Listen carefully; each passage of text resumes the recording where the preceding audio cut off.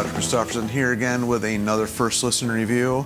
And you're probably wondering what I'm going to be babbling about today. And, well, I thought I'd pick up an Eric Clapton CD, seeing as how he really hasn't done a whole heck of a lot in a while. And I saw this was coming out, and I was like, you know, I actually really haven't listened to Eric in quite some time. So I was in the mood for a little bit of blues. It's funny, I was talking with somebody today about early blues guitarists and how much I used to love listening to the blues.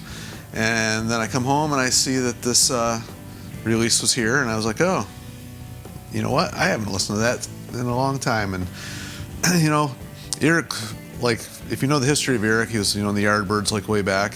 And the reason he quit that band was because he thought they were becoming too commercial.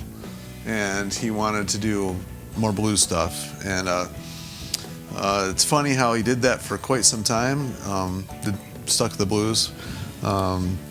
And then gradually became kind of pop music. I mean, you think about it, he was like really releasing some really pop sounding songs there, late 80s, early 90s, you know, Tears in Heaven, Change the World. Wasn't it Babyface wrote that song or produced it or something? Haven't heard that name in a while. You know, that's one of those names that you don't hear anymore. And, you know, just really became a very big pop star. I mean, he was really well known as a guitar playing early on, but then he became like a really well-known pop star. I mean, he was still playing blues guitar, but the songs themselves were, you know, pretty polished and well-produced pop songs, quite honestly.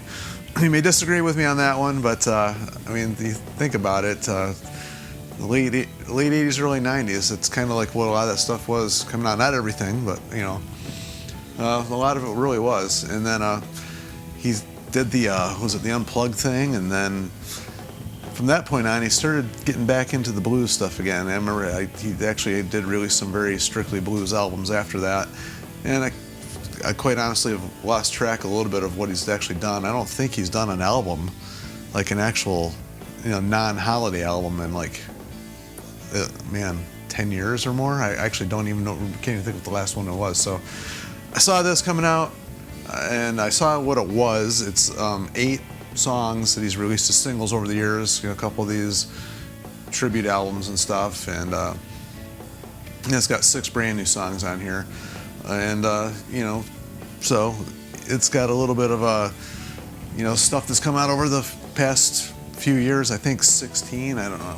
I'm kind of like bouncing around. I probably should have read this before I started doing this. But you know me, I just wing it, don't prepare anything. But anyway, so that's basically what this is. And they don't play like all 8 and then all 6. They mix them up a little bit.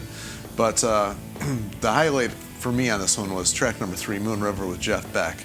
And man, that's got some. Jeff Beck just can actually play no wrong. It's funny, they were actually in Yardbirds.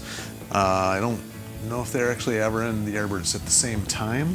Actually, cannot remember, but both in the Yardbirds at different points in time. So, you know, yeah, obviously we were friends for years and they'd done stuff in the past, but that song was actually really good. Papa's Fool, the lead track, I'm kind of bouncing back and forth myself here. I remembered hearing that one, it's a good song. I enjoyed that one.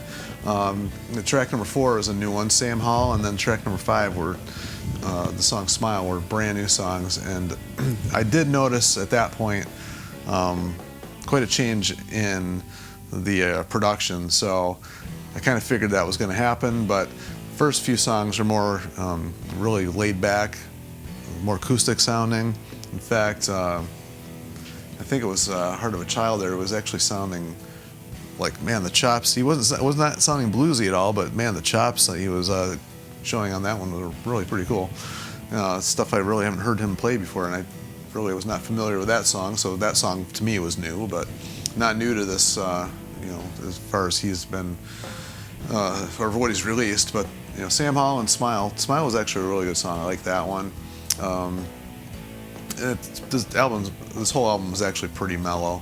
There's not too much rocking on here until maybe song number 8, which is The Rebels, which has already been released with, that was one he did with Van Morrison.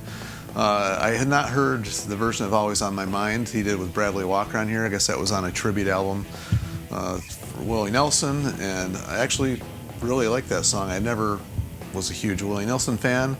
Like the guy, the music, never really paid much attention to. I can't say as I did or didn't like it. I just really didn't pay much attention to Willie Nelson. Well, country music just overall just isn't my thing, and just had never heard the song played quite that way. So I actually really enjoyed that. The other song, track number 7, Near One Woman, I think was released as a single, although I had not heard it until I just listened to it today. And that one's got a more upbeat reggae feel. It kind of sounded reminiscent of the late 70s stuff that he was doing back then, and maybe early 80s. That style, and actually the sound, overall tone of that song actually it reminded me of that anyway. Not that it sounded exactly like that, but it brought back that nostalgia of those years for me. And that's kind of what music's supposed to do. I like music. I like thinking of it as a time machine. It just kind of brings us to different places, and it's kind of cool when a brand new song can actually bring you back in time and make you think of other stuff. And that's kind of a cool thing that Eric has that ability to do. And then we got another new song. I'm bouncing all over the place on here. The song Call, that was a brand new one. Decent song. Actually don't remember much about that at this point, but I remember enjoying it, but I couldn't tell you a single thing about it. Then it did a couple more songs here in a row that I had heard. The How Can We Know, and then This Has Got to Stop, and Stand and Deliver You with Van Morrison. Didn't realize how political some of these songs were. Without saying too much, back in the day, like 70s, late 60s, early 70s, a lot of politics in music. I mean, I guess there always has been throughout the years, but a lot back then. And bands seemed to get away with it a lot more. Like it was more rebellious type stuff. Now, as time has gone on, my personal feeling is politics and music, not something I want to listen to. And as an artist, at this point in his career, probably doesn't care, but you're really going to divide your audience if you start singing about political things. Doesn't matter which side you're singing about, you're going to alienate some people, and I just think that's maybe just a bad idea. I don't want to listen to politics and music. When I listen to music, that's the last thing I want to listen or think about. Just want to enjoy a good tune, something that, has nothing to do with the real world. A lot of the time it's mainly what I'm listening to music for, just to escape the real world and just enjoy it. Maybe love songs, when you're feeling like depressed, and so maybe, pumped up songs when you're trying to get yourself pumped up and do something cool. I don't know. I don't get any joy out of listening to political songs. So my little personal take on that.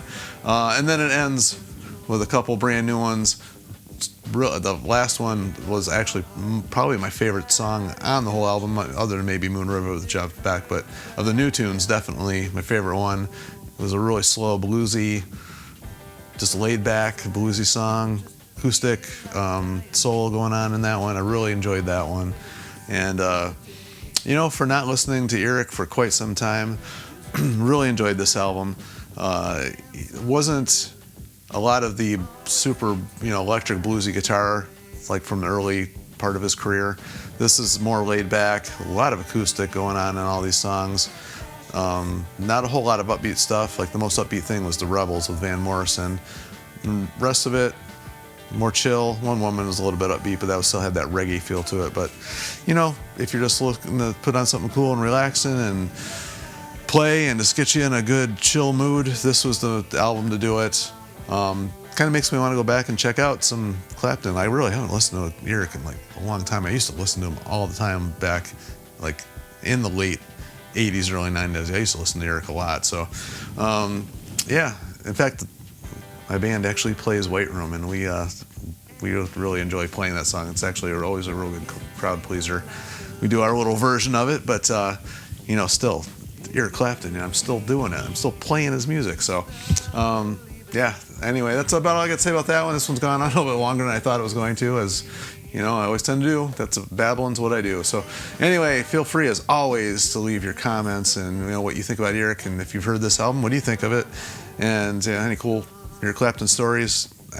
I love reading the stuff you guys comment on, and how this music is just how different people experience it and how it all kind of brings us all together. I just think it's cool. But anyway, Like, share, and subscribe to keep this music alive, because I would really love to keep hearing some more from Eric. You know, he's still got some good chops, man. Like, they should get in the studio and get some more some rock and blues going, maybe, or something. I don't know. Anyway, talk to you guys on the next one. See ya.